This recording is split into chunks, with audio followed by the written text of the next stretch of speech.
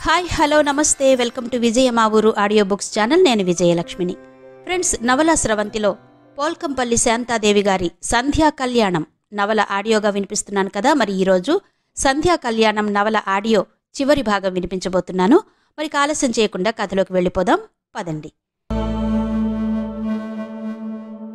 ఒకరోజు నరసమ్మ గారి తమ్ముడు యాదగిరి వచ్చాడు. ఆ మాట ఈ మాట అయ్యాక, ఒక్కదానివి ఇక్కడుండి ఏం చేస్తావే, వచ్చేసి మాతో ఉండిపో, పిల్లలతో ఒంటరితనం ఉండదు నీకు అన్నాడు. సంధ్య ఉందిగా, నాకేం ఒంటరితనం లేదిప్పుడు. భగవంతుడి దయవలన కాలు చెయ్యి ఆడుతుండగానే పోతే సరే, అలా కాకున్నా సంధ్య చెయ్యగలదన్న నమ్మకం నాకుంది అంది నరసమ్మగారు. ఎందుకు, మేం చెయ్యమా? పుట్టింటి వాళ్లే నీకంత పరాయిగా కనిపిస్తున్నారా అక్కయ్య? ఒకనాడు పెళ్లిపీటల మీద నుండి లేచిపోయి ఎక్కడెక్కడో గాలిపటంలా తిరిగొచ్చిన ఆ సంధ్య నీకంత కావలసిన మనిషిగా అనిపిస్తుందా? చర్రుమన్నట్టుగా అన్నాడు యాదగిరి. సింహంతో ఆ పిల్లకి పెళ్లి రాయలేదురా. అందుకే ఆ సమయానికి ఆ జానకమ్మ కొడుకు రావడం, ఆ పిల్లకు ఆ పెళ్లి వద్దనిపించడం జరిగాయి. ఆ రోజు ఆ పిల్ల నా మనసు కష్టపెట్టిన మాట నిజమే. అయితే ఏమి, ఆమె మనసు నాకు తెలుసు. పాలకంటే స్వచ్ఛం దాని మనసు. ఆ పిల్లలో నేను సింహాన్ని చూసుకోగలుగుతున్నాను. దత్తత చేసుకోలేదుగాని దత్తపుత్రికతో సమానం. నాకున్నదేదో ఆ పిల్ల చేతుల్లో పెట్టి నా భారం ఆ పిల్ల మీద వేసి నిశ్చింతగా గడపాలనుకుంటున్నాను అంది నరసమ్మగారు. నీకు పిల్లలు లేరు, దాయాదులు కూడా లేరు.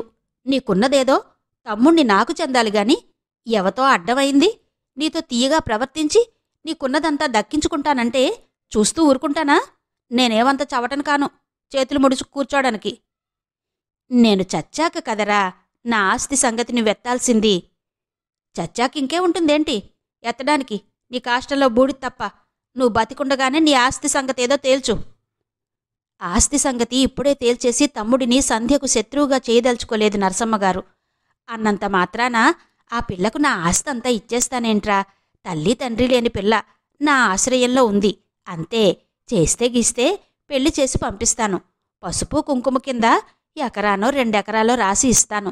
ఇక ఉన్నదంతా నీకు కాక ఇంకెవరికి చెందుతుందిరా? నువ్వు చచ్చాక చెందడం కాదే, బతికి ఉండగానే చెందాలి అన్నాడు యాదగిరి. నేనిప్పుడే చస్తానా ఏంటి? నా ఆస్తి నీ చేతిలో పెట్టి నీ ముష్టికి పడమంటావా ఏంటి? లేకపోతే రేపో చచ్చిపోమంటావా? చిర్రెత్తుకొచ్చినట్టుగా అంది నరసమ్మగారు. ముష్టికి పడేదేంటే అక్కయ్య? నువ్వు మహారాణిలా ఉండొచ్చు నా ఇంట్లో. మంచం మీద నుండి కాలు కింద పెట్టకుండా నీకు సేవలు చేస్తాము. 2 కాళ్ళు విరగ్గొట్టి మంచంలో పడేస్తావా ఏమిట్రా? దబ్బున నా పీడ వదిలించుకుందావని అంటూ నవ్వింది నరసమ్మగారు. విషయం సీరియస్గా కాకుండా నవ్వులాటగా తేల్చేయాలని. ఇంకో 10 సంవత్సరాలైనా నేను రాయిలా బతికేస్తాన్రా, ఎవరి చేతిలో చిక్కకుండా. 10 సంవత్సరాల తర్వాతొచ్చి అప్పుడు ఆస్తి సంగతి ఎత్తు. ఇప్పుడు ఆస్తి సంగతి ఎత్తితే మాత్రం మర్యాదగా ఉండదు సుమా. 10 సంవత్సరాలు రాయిలా బ్రతుకుతా అన్నందుకు లోపల పళ్ళు ఎంత నూరుకున్నాడో, శాపనార్థాలు ఎన్ని పెట్టాడో గాని పైకి మాత్రం ఏమీ అనలేకపోయాడతను. సంధ్య అక్కగారి ఆస్తిని ఎక్కడ దక్కించుకుంటుందోనని అతడికి చెప్పలేనంత భయంగా ఉంది. సంధ్యని తన దారికి అడ్డం ఎలా తొలగించాలా అని ఆలోచిస్తున్నాడు. నరసమ్మగారు మధ్యాహ్నం కునుకు తీసి లేచింది. సంధ్య ఎక్కడుందా, ఏం చేస్తుందా అని వెళ్లి చూసింది. పెరట్లో తులసికోటను ఆనుకుని ఉన్న అరుగు మీద కూర్చుని ఆకాశంలోకి వేదనగా విషాదంగా చూస్తోంది. సంధ్యా, ఏం చేస్తున్నావే? ఏం లేదత్తమ్మా. నీ పద్ధతి నాకేం నచ్చలేదు సంధ్య. నీ చేజేతులారా నువ్వు దూరం చేసుకున్నావు అతన్ని. దూరం చేసుకున్న దానివి అతన్ని మరిచిపోతే బావుండేది. ఇలా 24 గంటలు అతడి గురించి చింత చేయడం, ఏదో పోగొట్టుకున్నట్టుగా కృంగిపోవడం. ఎందుకొచ్చిన బాధ ఇది చెప్పు? పెద్దదాన్ని ఉండి కూడా ఏం చెయ్యలేకపోతున్నానే అని నాకు బాధ. నిన్నిలా చూస్తుంటే మనసంతా కలిచినట్టుగా అవుతుంది. ఇక దీనికి పరిష్కారం ఏదో ఒకటి కుదర్చకపోతే లాభం లేదు. పరిష్కారం లేదత్తమ్మా, ఈ జీవితం ఇలా సాగిపోవలసిందే. సంధ్య దీర్ఘంగా నిట్టూర్పు విడిచింది. పరిష్కారం ఉంది. నేను దీన్ని గురించే 2 రోజుల నుండి తీవ్రంగా ఆలోచిస్తున్నాను. ఆ జానకమ్మ నువ్వు దిక్కుమొక్కు లేనిదానివనే కదూ, డబ్బు లేనిదానివనే కదూ నిన్ను అరుణ్కి చేసుకోకుండా తరిమేసింది. ఆ డబ్బు ఆవిడికెంత కావాలో ఆవిడ కళ్ళు చెదిరిపోయేటట్టుగా పోస్తాను. నిన్ను శాస్త్రోక్తంగా దత్తత తీసుకుని నువ్వేం దిక్కులేనిదానివి కాదని, పెంపుడు తల్లిని నేనున్నానని చెబుతాను అంది నరసమ్మ. అత్తమ్మా? సంధ్య విభ్రాంతిగా చూసింది. ఆమె కళ్ళు చెదిరిపోయేంత డబ్బు పోస్తావా? అంత డబ్బెక్కడుంది నీ దగ్గర? ఏ అంత బికార్ననుకుంటున్నావా? ఆవిడలాంటి వాళ్ళని అవలీలగా 10 మందిని కొనేయగలను తెలుసా? ఈ నరసమ్మత్తని అంత తేలిగ్గా తీసేయకు. నాకు తెలిసినంతవరకు నీ దగ్గర 20,000 నగదుంది, 10 తులాల బంగారం ఉంది. ఇంకా ఉందని నువ్వెప్పుడు వినలేదా? అడిగింది నరసమ్మ. ఈ ఇంట్లో పెద్దలు సంపాదించింది బంగారు కడ్డీల రూపంలో ఉందని, దానికి పూజలు చేస్తుంటారని జనం కాలక్షేపానికి చెప్పుకునే కథలు విన్నాను అంది సంధ్య. కథలు కావే పిచ్చిమొహమా, ఉన్నాయి బంగారు కడ్డీలు. దాన్ని పైకి తీసి వాడుకునే అవసరం ఇంతవరకు కలగలేదు. ఇప్పుడు కలిగింది ఆ అవసరం. ఒక ఆడపిల్ల బతుకు బాగుపరచడం కోసం నేనా బంగారాన్ని పైకి తీసి వాడాలనుకుంటున్నాను. ఆ జానకమ్మ గర్వం అణచాలనుకుంటున్నాను. ఈ నిర్ణయం ఎప్పుడో తీసుకోవలసింది. ఇక ఆలస్యం జరగకూడదు. ఈ అరుణ్ కాకపోతే మరొకరు, ఎవరితోటో ఒకరితోటి నీ పెళ్లి వెంటనే జరిగిపోవాలి. నువ్విలా కృంగుతూ కృషిస్తూ ఉండిపోవడానికి వీల్లేదు. ఇకపోతే నా తమ్ముడు నా ఆస్తి రాసిమ్మని కూర్చున్నాడు. నా ఆస్తి నీకు దక్కుతుందేమోనని భయపడుతున్నాడు. ఆ భయంచేత నీకేదైనా కీడు చేసినా చెయ్యగలడు. అందుకే నీ పెళ్లి త్వరగా జరిగిపోవాలని, నువ్వు సురక్షితంగా ఉంటే నీ నీడలో నేను తలదాచుకోవచ్చని అనుకుంటున్నాను. ఏ విషయంలోనైనా నీ మాట వింటానేమోగాని ఈ విషయంలో మాత్రం నువ్వు నా మాటే వినాలే అంది నరసమ్మగారు. అరుణ్, ఏం చేస్తున్నావు అంటూ వచ్చింది ప్రతిమ. అరుణ్ చేతిలో లెటరేదో ఉంది. ఈజీ చైర్లో శ్రద్ధగా చదవడంలో నిమగ్నమై ఉన్నాడు. ప్రతిమ రెండోసారి పిలిస్తేగాని ఈ ప్రపంచంలోకి రాలేదు. కూర్చో ప్రతిమ. కూర్చోడానికి రాలేదు, బయలుదేరు. ఎక్కడికి? ఇవాళ మనిద్దరం కలిసి ఏదైనా పిక్చర్ చూసి తీరాలని బయలుదేరాను. ఏ పిక్చర్ చూడాలో అది మాత్రం నీ నిర్ణయానికి వదిలిపెడుతున్నాను అంది ప్రతిమ. నాకు పిక్చర్ చూడాలని లేదు అన్నాడు అరుణ్. నీ సన్యాసం వదిలించడానికే నేను కంకణం కట్టుకున్నాను బాబూ. నిన్ను మామూలు మనిషిని చేస్తానని నేను ఆంటీకి మాటిచ్చాను కూడా అంది ప్రతిమ. నీకా శ్రమ లేకుండా నేను మామూలు మనిషి అయ్యే అవకాశాలు కనిపిస్తున్నాయి ప్రతిమ అరుణ్ చిరునవ్వుతో అన్నాడు. నిజమా? ఏంటా అవకాశాలు? ప్రతిమ ముఖంలో ఆశ ఏదో చివురించినట్టుగా అయింది. చెబుతాను కాని ముందు నీ పెళ్లి జరగాలి. అబ్బా, ఏంటో సస్పెన్స్, చంపక చెప్పు బాబూ. అవును ప్రతిమ, నీ పెళ్లి జరగాలి. నా కారణంగా ఇలా అయిపోయిన నువ్వు ఇలా ఉండగానే నేను జీవితంలో సెటిల్ కావడం వట్టి స్వార్థం అనిపిస్తుంది. అలా జరిగితే మన స్నేహానికే అర్థం లేదనిపిస్తుంది. బొట్టులేని నీ ముఖాన్ని చూడలేకుండా ఉన్నాను. నువ్వు తలుచుకుంటే ఈ క్షణంలో ఆ బొట్టు దిద్దొచ్చుగా? దిద్దుతాను ప్రతిమ. ఒక అన్నగా, ఒక స్నేహితుడిగా నేనే నీకు మంచి వరుణ్ణి చూసి పెళ్లి చేస్తాను. ప్రతిమ ముఖం తిరస్కారంగా తిప్పింది. ఇప్పటికే మనసు దోచిందొకరు, తాడి కట్టిందొకరు అయ్యారు. ఇప్పుడు ముచ్చటగా మూడో మనిషా? నేను చేసుకోను. అరుణ్, నువ్వీసారి కూడా వద్దంటే నేనిలాగే ఉండిపోతాను. నువ్వు నన్ను స్నేహితుడిగా మనస్ఫూర్తిగా భావిస్తే నా మాట తప్పకుండా వింటావు ప్రతిమ. నా సుఖాన్ని కాంక్షించేదానివైతే నా మాట తప్పకుండా వింటావు. అదే మాట నేను నిన్నడిగితే నువ్వు ఇదే ఉద్దేశంతో నాతో స్నేహం మళ్ళీ కలుపుకున్నావా? అడిగాడు అరుణ్. తప్పా? అంది ప్రతిమ. నీ తప్పేం లేదు. ఈ ఉద్దేశంతో దగ్గరైన మనిషితో స్నేహం చేయడం నాదే తప్పు. అరుణ్ ముఖంలో నిరసన చూసి ప్రతిమ మనసు గిలగిల్లాడినట్టయింది. ఎంత నిర్దయగా నువ్వు నన్ను తిరస్కరిస్తున్నావు! ఈ నిర్దయ ఆ సంధ్య వల్ల వచ్చిందేగా. ఆ సంధ్య నిన్ను పెళ్లి చేసుకోకుండా పారిపోయి నీకు మంచి శాస్తి చేసిందనుకుంటున్నాను అంది కసిగా ప్రతిమ. కాని త్వరలోనే ఆమె నా అర్ధాంగి అయి వస్తుంది ప్రతిమ.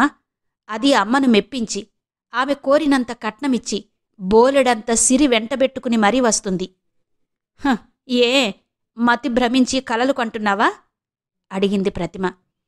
కొద్ది రోజులాగితే మతి భ్రమణమో నిజమో నీకే తెలుస్తుంది. ప్రతిమ ముఖం గంటు పెట్టుకుని రుసరుసలాడుతూ వెళ్ళిపోయింది. అరుణ్ మళ్లీ ఉత్తరం విప్పాడు. వెనకటి తరం వాళ్ల రాత. కొంచెం నిదానించి చదివితే తప్ప అర్థం కాదు. చిరంజీవి అరుణ భాస్కరుడిని ఆశీర్వదించి, సంధ్య నా దగ్గరే ఉంది. ఏడాది క్రితం నువ్విక్కడికి వచ్చినప్పుడే తను నా దగ్గరకొచ్చేసింది. కాని నీతో ఆ సంగతి చెప్పకుండా నా నోరు నొక్కేసింది. తను నీకు దూరమై వచ్చేసిందే గాని ప్రతి క్షణం నీ ధ్యాసతోనే కృంగి కృశించిపోతుంది. చూడలేకుండా ఉన్నా నా పిల్లని. ఎన్ని రోజుల నుండో నీకీ ఉత్తరం వ్రాద్దామనుకుంటుంటే సంధ్య వద్దనడం వల్ల వ్రాయలేకపోయాను. ఇక ఆమె మాట నేను వినదలుచుకోలేదు. నేనొక నిర్ణయానికొచ్చేశాను. అదేంటంటే సంధ్యకి వెంటనే పెళ్లి జరిపించేయాలని. నాకున్నదేదో సంధ్యకు అప్పజెప్పి నా శేష జీవితం ఆ పిల్ల అండలో గడిపేయాలనుకుంటున్నాను. నా ఆస్తి సంధ్యకి చెందడం నా తమ్ముడికిష్టం లేదు. వాడొక శత్రువుగా తయారవుతున్నాడు సంధ్యకు. వాడు ఏ కీడు తలపెట్టకముందే సంధ్యని సురక్షితమైన స్థానంలోకి చేర్చాలని నా ఆరాటం. అలాంటి సురక్షితమైన స్థానం సంధ్యకు నీ దగ్గరే దొరుకుతుందని నా విశ్వాసం. అయితే మీ అమ్మ అంగీకరించకుండా సంధ్య నీతో పెళ్లికి అంగీకరించదు. మీ అమ్మ సంధ్యతో పెళ్లికి అంగీకరించాలంటే ఆవిడకి డబ్బు మూట కావాలి. గొప్ప సంబంధమని చెప్పుకునేటట్టుగా ఉండాలి. ఎలాగూ నాకున్నది సంధ్యకి ఇచ్చిపోవాలనుకుంటున్నాను. కాబట్టి అదేదో ఇప్పుడే ఇచ్చి పెళ్లి చేద్దామనుకుంటున్నాను. మీ అమ్మకి ఎంత కట్నం కావాలో, ఎన్నెన్ని కానుకలు కావాలో అడుగు. ఓడిపోకుండా ఇస్తాను. ఈ నరసమ్మ దగ్గర అంత డబ్బెక్కడిది అని నువ్వు ఆశ్చర్యపోతే నీ ఆశ్చర్యాన్ని నువ్విక్కడికి వస్తే తీరుస్తాను. తప్పకుండా నువ్వు రావాలి. రామకోటి వ్రాసుకోవడం తప్పితే వ్రాయడం అలవాటు లేని నేను ఈ ఉత్తరం వ్రాయడానికి చాలా అవస్థపడుతున్నాను. నా వ్రాత గజిబిజిగా అయ్యి నా వ్రాత నీకు అర్థమవుతుందో లేదో. ఈ ఉత్తరం సంధ్యకి తెలియకుండా వ్రాస్తున్నాను. నువ్వొస్తే హఠాత్తుగా నువ్వు కనిపించిన ఆనందం ఆ పిల్ల కళ్లలో చూడాలనుకుంటున్నాను. ఇట్లు వెంకట నరసమ్మ. ఉత్తరం మడిచిన అరుణ్ పెదవుల మీద చిరునవ్వు మెరిసింది. చాలా రోజుల తర్వాత ఆ రోజు తల్లితో మాట్లాడాడు. నా పెళ్లి గురించిన దిగులు త్వరలోనే తీరుతుందమ్మా. నీకు మంచి సంబంధం వచ్చింది. నువ్వు కోరిన కట్నమిచ్చి బోలెడన్ని కానుకలిచ్చి పెళ్లి భారీగా జరిపిస్తారట. ఒక్కతే కూతురు అన్నాడు. జానకమ్మ సంబరపడిపోయింది. ఎవర్రా? ఎవరి సంబంధం? అడిగింది. వివరాలు నేను వెళ్ళి ఆ అమ్మాయిని చూసొచ్చాక చెబుతాను. అబ్బా, ఎన్నాళ్లకి నీ మనసు మారిందిరా. ఆ ఏడుకొండలవాడిదయ్య. నీ మనసు మారి పెళ్లికి ఒప్పుకుంటే నీ పెళ్లి కొండమీదే చేస్తానని మొక్కుకున్నాను అంది జానకమ్మ. సంధ్యవేళ. వాకిట్లో నీళ్లు చల్లి ముగ్గువేసి పెరట్లోకొచ్చి తులసికోట ముందు నీళ్లు చల్లి ముగ్గువేస్తుంది సంధ్య. 2 తెల్లటి పాదాలు నిశ్శబ్దంగా ముగ్గుకి సమీపంగా వచ్చాయి. విస్మయంగా ముఖం పైకెత్తింది సంధ్య. ఎన్నో జన్మల విరహం తర్వాత చూస్తున్నట్టుగా ఆర్తిగా చూస్తూ ఎదురుగా నిలబడి ఉన్నాడు అరుణ్. ఆకాశంలో ఒక మెరుపు మెరిసి ఆవరించుకునే చీకటిలాంటిదేదో సంధ్య ముఖంలో ఆవరించుకుంది. ఒకరోజు చూడకపోతే బతకలేననుకున్న ఈ ముఖాన్ని ఏడాది తర్వాత చూస్తున్నాను. ఇంతకాలం నా మనసుని ఎలా నిగ్రహించుకున్నానో తలచుకుంటే నాకే ఆశ్చర్యంగా ఉంది. అరుణ్ తన చేతుల్ని దోసిలుగా చేసి ఆమె చెంపల్ని నిమిరాడు మృదువుగా. సంధ్య కళ్లల్లో చివ్వున నీళ్లు తిరిగాయి. నేను రావడం నీకిష్టం లేదేమో కాని నరసమ్మగారు పిల్లనిస్తాను రా అని పిలిచారు. పిల్లనిస్తాను రమ్మంటే రాకుండా ఎలా ఉండను చెప్పు అన్నాడు అరుణ్. సంధ్య మౌనంగా ఉండిపోయింది. మాట్లాడవా? వెళ్ళిపోనా అన్నాడు అరుణ్ మళ్ళీ. సంధ్య చప్పున అతడి చెయ్యి పట్టుకుంది. ఈ ఏడాదిగా నేను అనుభవించిన నరకం చాలు. ఇక నా వల్ల కాదు అంది. ఎవరికోసమో చేసే త్యాగం మనిషికి ఇలాగే బరువైపోతుంది అన్నాడు అరుణ్. నేను చేసింది త్యాగమని ఎవరన్నారు? అత్త నా దగ్గరకొచ్చి నిన్ను చేసుకుంటే నిన్ను చంపి తను చస్తానంది. నా మీద ఆ విధంగా కసి తీర్చుకుంటానంది. నా వల్ల ఆవిడంత బాధపడడం ఎందుకని వచ్చేశాను. ఆవిడ బాధపడకూడదని వచ్చావు. నా బాధ సంగతి మాత్రం నీకేం పట్టలేదన్నమాట. నువ్వు పడిన బాధ నేను పడకపోతే కదా. నువ్వు బాధపడి నన్ను బాధపెట్టి ఇంకెవరినైనా సుఖపెట్టావా? ఎంత మూర్ఖంగా పారిపోయొచ్చావు అన్నాడు అరుణ్. ఆ రాత్రి సంధ్యని అరుణ్ణి కూర్చోబెట్టి నరసమ్మగారే భోజనం వడ్డించింది. అరుణ్ కోసమని ప్రత్యేకంగా బోండాలు చేసి పాయసం చేసింది.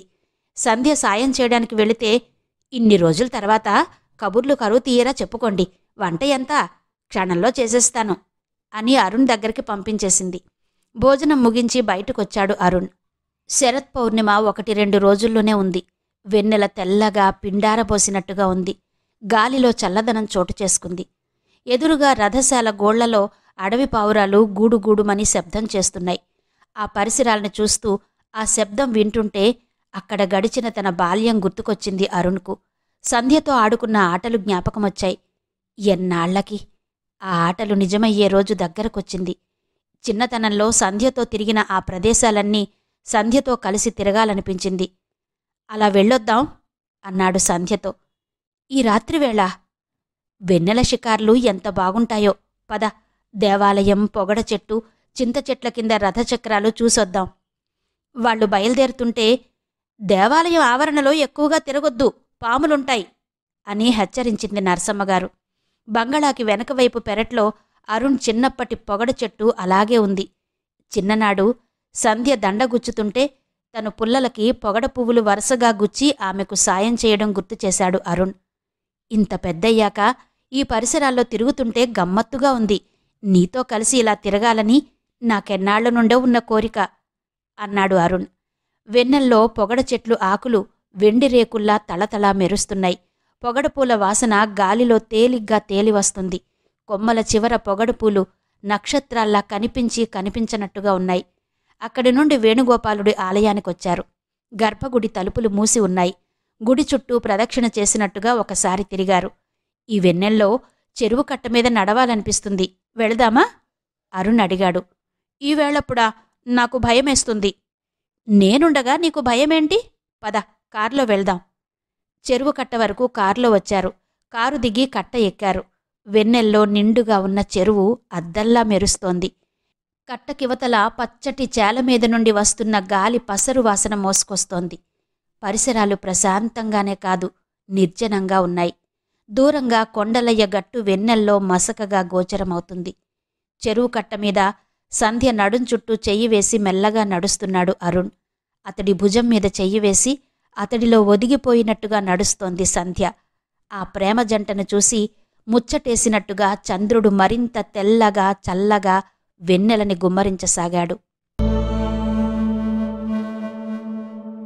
అదండి, అలా సుఖాంతమైంది సంధ్య అరుణ్ల ప్రేమ కథ. మరి ఈ నవల ఆడియో మీకు నచ్చిందనుకుంటున్నాను. మీ అభిప్రాయాలను నాకు తప్పకుండా తెలియచేస్తారు కదూ. మరో చక్కటి నవలతో మళ్ళీ మీ ముందుకొస్తాను. అంతవరకు సెలవు. నమస్తే.